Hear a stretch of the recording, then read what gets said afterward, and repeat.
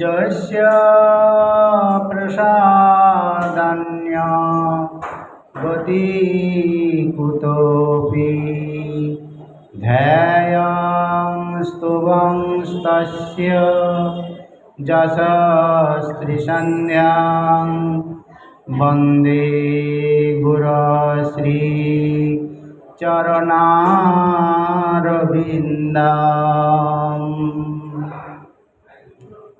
আজানুলম্বিতভুজৌ কনকাবদাতৌ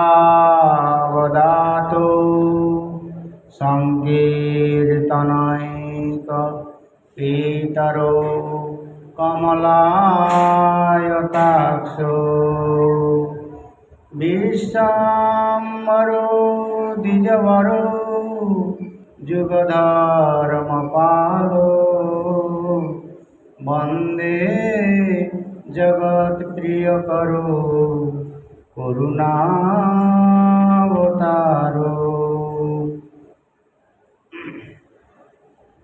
হে কৃষ্ণ করুণা সিন্ধু দীনবন্ধু জগৎপতে গোপীশ গোপিকাকান্ত রাধাকান্ত নমস্তুতে। তপ্ত কাঞ্চন গৌরাঙ্গী রাধে বৃন্দাবনেশ্বরী বৃষভানুসুতে দেবী তং নমামি হরিপ্রিয়ে। জয় রূপ সনাতন ভট্ট রঘুনাথ শ্রীজীব গোপাল ভট্ট দাস রঘুনাথ। এই জয় গোসাইয়ের করি চরণ বন্দন যা হইতে বিঘ্ননাশ অভীষ্ট পুরাণ। বাঞ্ছাকল্পতরুভ্যশ্চ কৃপা সিন্ধুভ্য এব চ পতিতানাং পাবনেভ্যো বৈষ্ণবেভ্যো নমো নমঃ।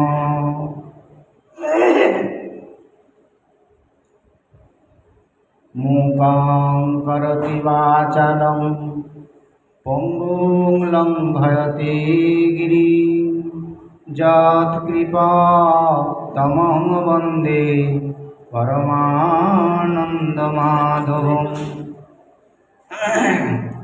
মধুর মৃদুল চিত্ত প্রেম মাত্রৈকবিত্ত বিরহ রচিত বেশ প্রাপ্ত স্বভাবিশেষ। গম্ভীরা গুপ্ত নিধি প্রেমদান সর্বকালং সুরত গিরিশ এব শিলচৈতন্য দেব। বরহূর্তংস বিলাস কুন্তলভরং মাধুর্যমগ্নাননম প্রণমিলান নবযৌবনং প্রবিলসৎ বেণু প্রণাদামৃতম। আপিনস্তনকূটমলাভিরোহিতো গোপীভিরারাধিতাম জ্যোতিশ্চেতসিনশ্চ কাস্তু জগতামেকাভিরামাদ্ভুতম।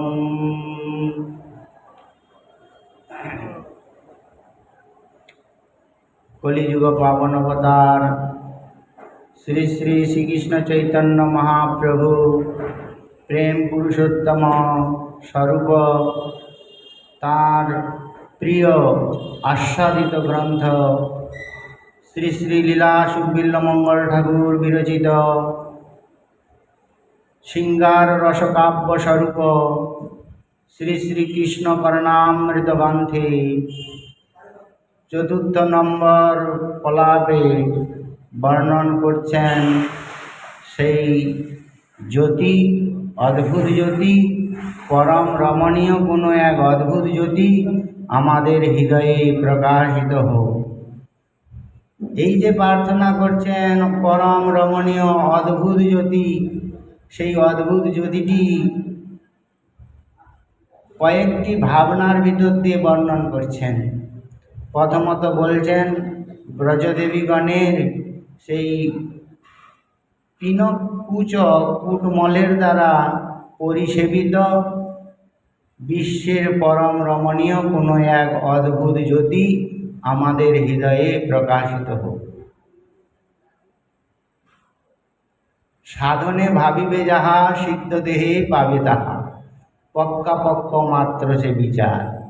আমাদেরকেও সাধনে ভাবতে হবে ওই রকম সেই পরম রমণীয় অদ্ভুত জ্যোতি ব্রজদেবীগণের সেই পিনকুচ কূটমল দ্বারা পরিসেবিত অদ্ভুত জ্যোতি আমাদের হৃদয়ে হায় কবে প্রকাশিত হবে। এইরূপ পিপাসা লয়েই ব্রজে বাস করতে হবে। তাই আমাদের এই সব শ্লোকের আস্বাদন। আহা, বলছেন সেই অদ্ভুত জ্যোতি আর কি করছেন? বেণুনাদে অমৃত প্রবাহ করছেন, নবযৌবনের লাবণ্যে সমুজ্জ্বল, বদনখানি মাধুর্য প্রবাহে মগ্ন, আর মাথায় অদ্ভুত মোহন সিকিপিঞ্চ চূড়া পরিশোভিত সেই চাঁচর চিকন কেশভারে সুশোভিত। এমন সুন্দর যার স্বরূপ।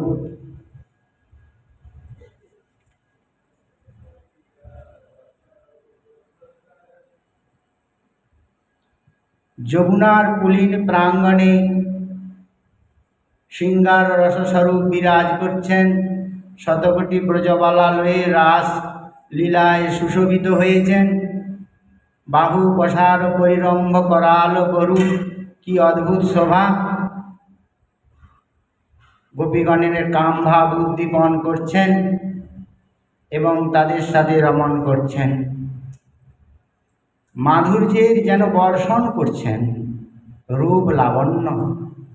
আহা, এতই রূপ লাবণ্য আর ভূষণাদির ছটা, সেটি দর্শন করে লীলাসুখ একেবারে আনন্দে আত্মহারা সমপ্রাণা সখীগণের নিকট বললেন, সখী জ্যোতিশ্চেতসী নশ্চকাস্তু। সখীগণ, এই জ্যোতি আমাদের হৃদয়ে প্রকাশিত হোক। রাসবিহারীর সেই মধুর জ্যোতি আমাদের হৃদয়ে প্রকাশিত হোক। এই জ্যোতি কেমন জানো? মননেত্র রসায়ন, অতি অদ্ভুত বস্তু। মন এবং নেত্রের আনন্দদায়ক। আহা, সেই মননেত্র রসায়ন অদ্ভুত কান্তি, তার আবার মাধুর্যে মগ্ন আনন্দ, মাধুর্য মগ্নানন। কেমন? তখন বলছেন কুণ্ডল মণ্ডিত গণ্ড, অধর মাধুরী। গণ্ডটি কুণ্ডল দ্বারা মণ্ডিত, আর অধরের কি অপূর্ব মাধুরী। মন্দ মন্দ হাস্য তাহে, বচন চাতুরী। মাধুর্য প্রবাহে মগ্ন কৃষ্ণের বদন, কৃষ্ণের আনন্দ। দেখো দেখো সমাধুর্যে করই মজ্জন। কি সুন্দর সেই অদ্ভুত মননেত্র রসায়ন ছবি। ভালে সে চন্দন চাঁদ, চন্দনের চাঁদটি সেই অদ্ভুত জ্যোতির ললাটে দেখে তার যে মনে হয় তার যেন কত গুণ বিস্তার করছে। ললাটে চন্দনের চাঁদ, সেই অদ্ভুত জ্যোতির ললাটে চন্দনের চাঁদ, তিনি যেন কত গুণ বিস্তার করছে। কি গুণ বিস্তার করছেন? বলছেন নাগরী মোহন ফাঁদ। শত শত নাগরীদের মনকে বন্ধন করার যেন মোহন ফাঁদ পেতেছে। আচার্য চরণ বলছেন সেই অদ্ভুত জ্যোতি পাতিয়া রূপের ফাঁদ, যেন রূপের ফাঁদ বেঁধেছে, আধ টানিয়া চূড়া বাঁধে। পুরা চূড়াটি টানছেন না, আধো টান দিয়ে বেঁধেছে, অর্থাৎ চূড়াটি হেলায়ে বেঁধেছে। কি অদ্ভুত সভা, বিনোদ সেই ময়ূরের পাখা, জাতিকুল নাশ করা সেই ময়ূরের পাঙ্খা। সখিরে কানুষে বিনোদ রায়, ও তার বিনোদ চিকুরে বিনোদ বরিহা, উড়িছে বিনোদ বায়, সখিরে কানুষে বিনোদ রায়। এত সুন্দর তার মাধুর্য, সেই মাধুর্যের প্রবাহ যেন গোপীদের নেত্রে বড়ই বিষম। প্রবাহে তাদের জাতকুল সব ভেসে যাচ্ছে। কি অপূর্ব সেই জাতিকুল শীল, ধুয়ে মুছে দিচ্ছে সেই রূপমাধুরীর ছটা। পরাণ বান্ধিয়া থব তারে, জাতিকুল শিল দিয়া, অরূপ নিছনি লইয়া, পরাণে বান্ধিয়া থব তারে। দেখিয়াও মুখ চান্দ, মুখ চান্দ, সেই মুখ মাধুরী দেখে যেন শত শত শারদের পূর্ণিমার চাঁদ তারাও যেন রোদন করছে। এত মাধুরী ওই মুখচন্দ্রমাতে। দেখিয়াও মুখ ছান্দ, কান্দে পুনমিক চান্দ, লাজ ঘরে ভেজাইয়া আগুরি, নয়ন কোণের বাণী, হিয়ার মাঝারে হানে, কিবা দুটি ভুরুর নাচনি। আই আই মইলু মইলু, কি রূপ দেখিয়া আইলু, সেই জ্যোতির অঙ্গে পড়িছে বিজলি। আহা স্বরূপে দাঁড়াইল মনে, এরূপ যৌবন শনে। আহা আপনা সাজাইয়া দিব ডালি, কিখানে দেখিনু তারে, না জানি কি হইল মোরে। আট পহর প্রাণ ঝুরে, সেই রূপ মাধুরী দেখে দিবানিশি, নয়ন জলে ঝুরছে সমস্ত ব্রজবালা। বলরাম দাস ভনে, ও রূপ দেখিয়া কোন পামরি রইতে পারে ঘরে। এমন কোন পাপী আছে যে সে ঘরে থাকতে পারে? ওই রূপের ফাঁদে তাকে পড়তেই হবে।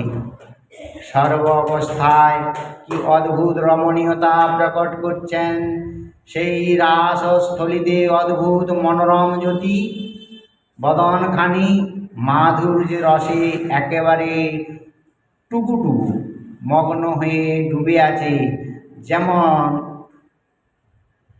রসেতে ডুবা বদন। মাধুর্য রসে যেন ডুবে রয়েছে ওই বদনখানি, এতই মাধুর্য প্রকট করছেন বদন হইতে। তাই বলছেন মাধুর্য মগ্নাননম, মাধুর্যে ডুবে থাকা বদন। কি অদ্ভুত!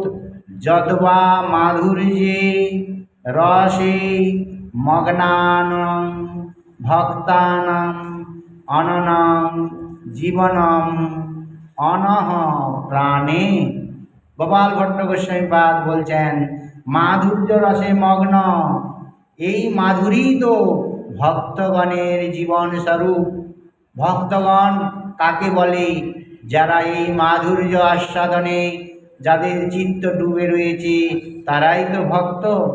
ভক্তের এই মাধুর্য আস্বাদনই হচ্ছে ভোজন। যদি এই মাধুর্য চিত্তে আস্বাদন না হয় তবু ভক্তের দুর্বল জীবন। কবিরাজ গোস্বামীপাদ বলছেন এই মাধুর্য করপান, চিত্তে করি সুদৃঢ় বিশ্বাস। এই মাধুর্য নিশি নিশি পান করাই ভক্তের কাজ, ভক্তিরসের জীবন। আহা ব্রজভক্তগণ তারাই, যারা এই অদ্ভুত রমণীয় মাধুর্য রসে চিত্তটি ডুবাতে পেরেছেন, তারাই তো ব্রজরসের ভক্ত। কি অদ্ভুত মাধুর্য রসের উপাসনা আমাদের বিল্বমঙ্গল ঠাকুর, লীলাসুখ বিল্বমঙ্গল তাঁর কৃষ্ণ কর্ণামৃতের সেই শৃঙ্গার রসগন্ধের আস্বাদন, সেই মাধুর্য রসের প্লাবন এনেছেন আমাদের জন্য কৃপা করে। সেই মাধুর্য যদি আমরা আস্বাদন না করি তবে কেমন করে বেঁচে থাকব? সখী মঞ্জরীগণের উপাস্যই হল মাধুর্য রসের আস্বাদন। মাধুর্য রসে নিমগ্ন থাকাই হচ্ছে ব্রজভক্তি। আহা, শ্রীরাধার সেই প্রাণবন্ধ অদ্ভুত রমণীয় সেই রাসবিহারীর অদ্ভুত জ্যোতির ছটাতে চিত্তটি ডুবাতে হবে। লীলাসুখ কি অদ্ভুত ভাব বর্ণন করছেন, বলছেন প্রণমিলন নবযৌবন।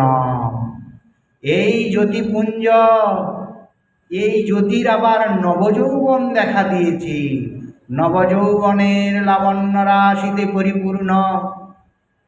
কিরকম নবযৌবন?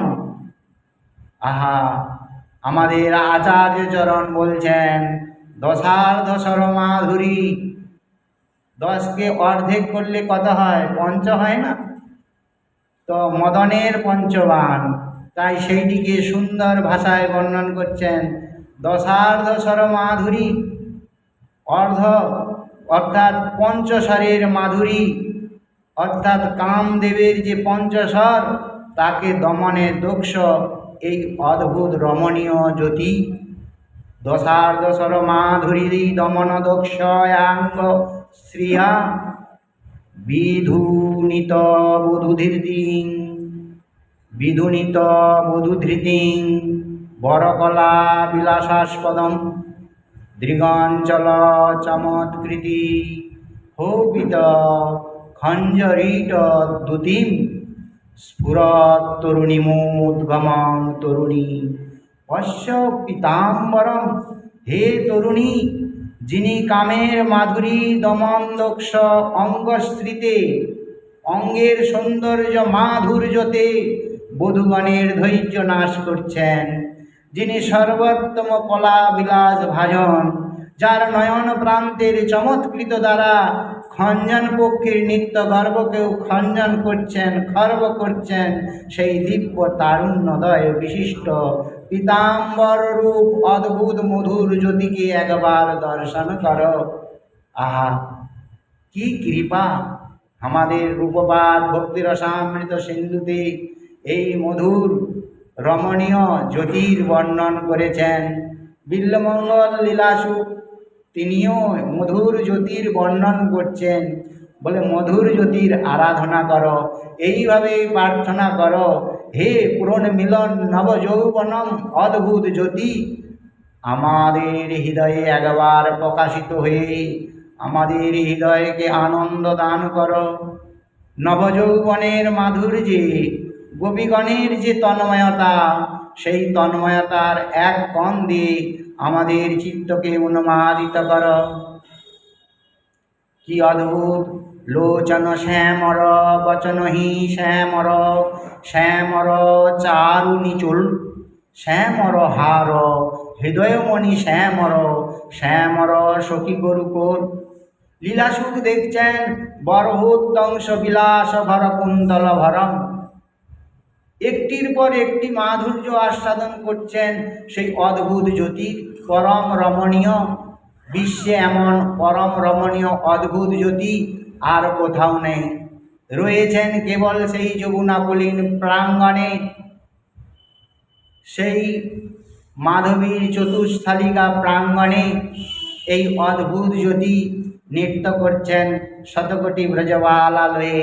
তার সেই পুরনমিলন নবযৌবনের উপরে আবার দেখা দিয়েছে বরহোত্তংশ বিলাস কুন্তল ভরম, মস্তকে ময়ূরপুচ্ছ, সুন্দর শোভা পাচ্ছে, সঞ্চরত অধর সুতা মধুর ধ্বনি, মুখরিত মোহন বংশম, বলিত দৃগঞ্চল চঞ্চল মৌলি কপল বিলোল বতংসম রাসে হরি মিহ বিহিত বিলাসম স্মরতি মনমম কৃত পরিহাসম। বলিত দৃগঞ্চল চঞ্চল মৌলি কপল বিলোল বতংসম রাসে হরি মিহ বিহিত বিলাসম। আহা সেই বরহত্যংশ বিলাস কুণ্ডল ভরম চন্দ্রগচারু ময়ূর শিখণ্ডক মণ্ডল বলয়িত কেশম প্রচুর পুরন্দর ধনুরনুরঞ্জিত মেদুর মুদির সুবেশম রাসে হরি মিহ বিহিত বিলাসম। রাসে শিহরি সেই মধুর অদ্ভুত রমণীয় জ্যোতি এমন করে তার সুন্দর ময়ূর পুচ্ছের চূড়া হেলায় অদ্ভুত বিলাস। ময়ূর চূড়ার কি অপূর্ব বিলাস!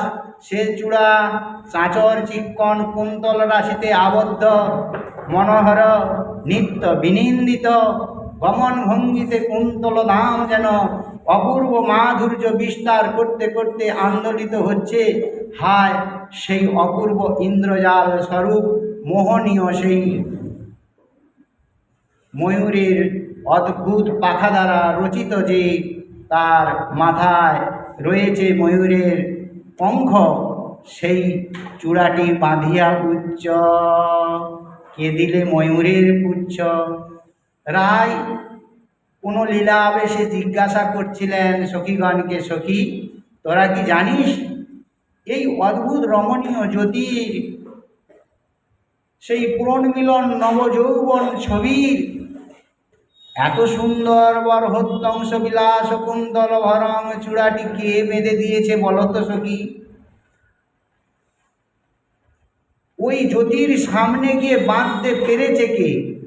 আহা ভালে সে রমণী মনোলোভা জিজ্ঞাসা করছেন কে দিলে ময়ূরের পুচ্ছ?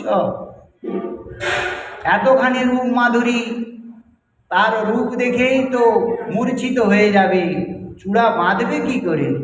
আহা কে দিলে ময়ূরের পুচ্ছ বলো সখী? ভালে সে রমণী মনোলোভা, এতই সুন্দর রমণী মনোলোভা সেই ময়ূরের পুচ্ছ। হায় হায়, আবার কি দেখলেন আকাশ চাহিতে কিবা? যদি সেই ময়ূরের পুচ্ছ বর্ণন করা যায়, ময়ূরের পাখা বর্ণন করা যায়, যেমন আকাশের দিকে তাকালে ইন্দ্রধনুর শোভা পায়, সেই রূপ আহা যেন আকাশ চাহিতে কিবা ইন্দ্রের ধনুক খানি। হ্যাঁ, নবমেঘে করিতেছে সভা, নবমেঘে করিতেছে সভা। চন্দ্রক চারু ময়ূর শিখণ্ডক মণ্ডল বলয়িত কেশম প্রচুর পুরন্দর ধনুরনুরঞ্জিত। পুরন্দরের ধনু, ইন্দ্রের ধনু, আহা নবমেঘে করিতেছে শোভা। তাতে আবার মল্লিকা মালতী মালে গাঁথিয়া গাঁথনি ভালে কেবা দিল চূড়াটি বেড়িয়া। সেই চূড়ায় আবার মল্লিকা মালতীর মালা গেঁথে দিয়েছে। সেই মল্লিকা মালতীর মালা দেখে মনে হচ্ছে যেন কোনো নীলগিরির শিখর ঘেরে গঙ্গা, অর্থাৎ যেন সুরধ্বনির ধারা বইছে। মনে হেন অনুমায়নি বহিতেছে সুরধ্বনি নীলগিরি শিখর ঘেরিয়া। কি অদ্ভুত মাধুরী!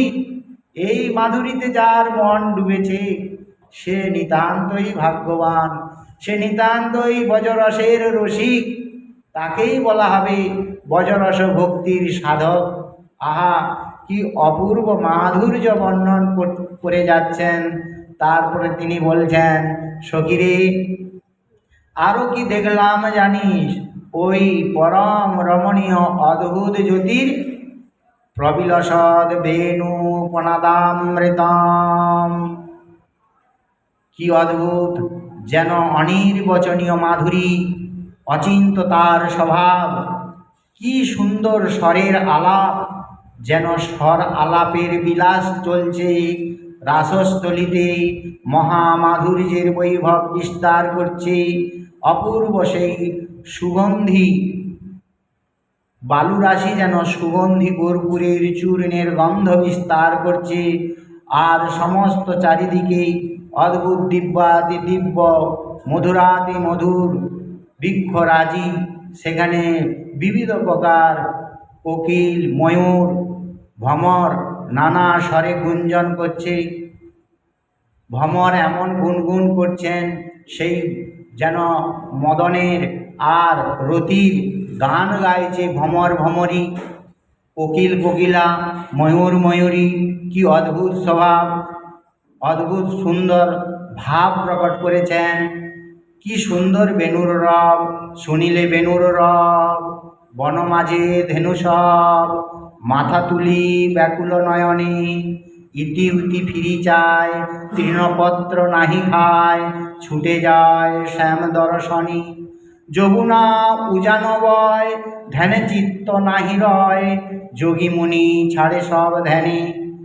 পাখি শাঁখে বসি পাখি, মুদিয়া রহে আঁখি, নবীন নিরদ অজ্ঞান, সতী ছাড়ে নিজপতি, লজ্জা ছাড়ে কুলগতি, খুলে যায় নিবিড় বন্ধন। পাপ পুণ্য ধর্মা ধর্ম, ভালো মন্দ কর্মা কর্ম, ক্ষুণ্ণ হয় সকল নিয়ম, মৃতদেহ পায় প্রাণ, মুখ করে বেদগান, শুষ্ক তরু শোভে কিশলয়ে, সুগন্ধে মঞ্জরি ফোটে, গুঞ্জরি ভ্রমরা ছুটে, মাতে তারা মকরন্দ পিয়ে, ঘন ঘোর বরিশায় বসন্ত বহিয়া যায়, পিকবধূ গায় পলতানে। জরাজীর্ণ দেহ মাঝে নবরসে প্রাণরাজে, শ্যামের বাঁশুরি মধু গানে। কি অদ্ভুত সেই বেণুর ধ্বনি! আহা! ভট্ট গোস্বামী, শিলগোপাল ভট্ট গোস্বামীপাদ বলছেন, এই জ্যোতিই তো আমাদের আরাধ্য। জ্যোতি বলতে কি ব্রহ্ম নাকি? বলে না না, গোপী সুন্দরীগণের আরাধ্য সম্পত্তি অতি রমণীয় জ্যোতি। অতএব ইনি প্রেমের দেবতা। সেই প্রেমের দেবতা গোপীগণ কিভাবে আরাধনা করছেন? তাদের বিনোন্নত স্তনরূপ স্বর্ণ কমল কলিকা দ্বারা আরাধনা করছেন। স্বর্ণ কমল কলিকা, স্তনরূপ স্বর্ণ কমল কলিকা দ্বারা আরাধনা করছেন। পিন পয়োধর ভার ভরে ন, হরিম পরিরভ্যসরাগম।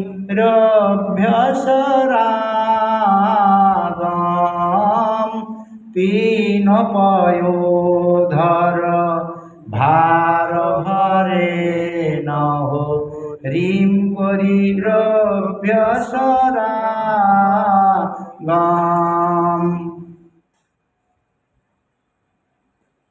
পিন পয়োধর দ্বারা গোপীগণ সেই হরির আরাধনা করছেন।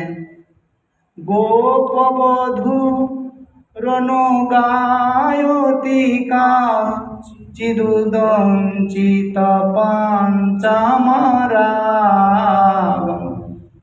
গোপবধূ, গোপবধূগণ পঞ্চম রাগে গান করছেন।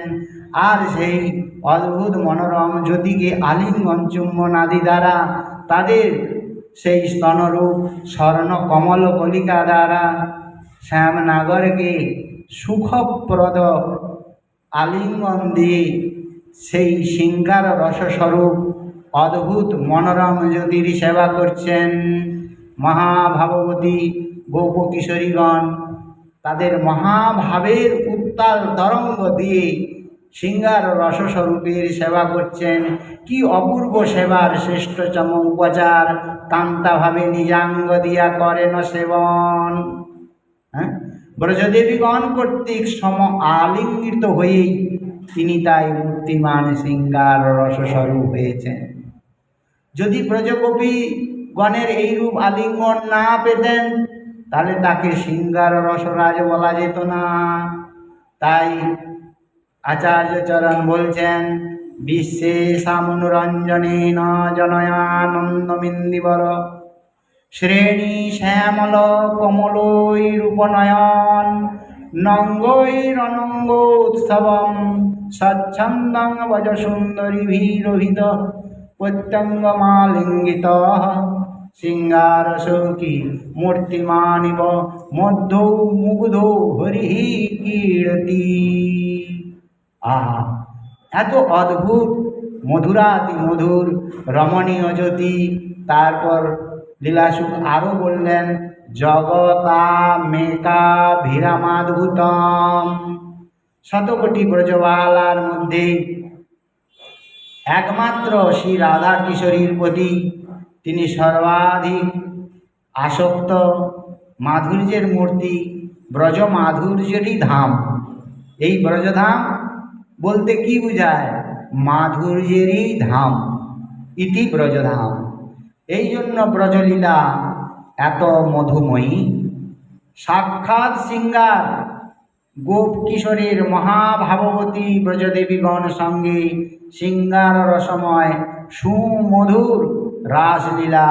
সেই রাসলীলার সমুজ্জ্বল রসে আহা, আমার সেই সিঙ্গার রস স্বরূপ সেই অদ্ভুত রমণীয় জ্যোতি আত্মহারা।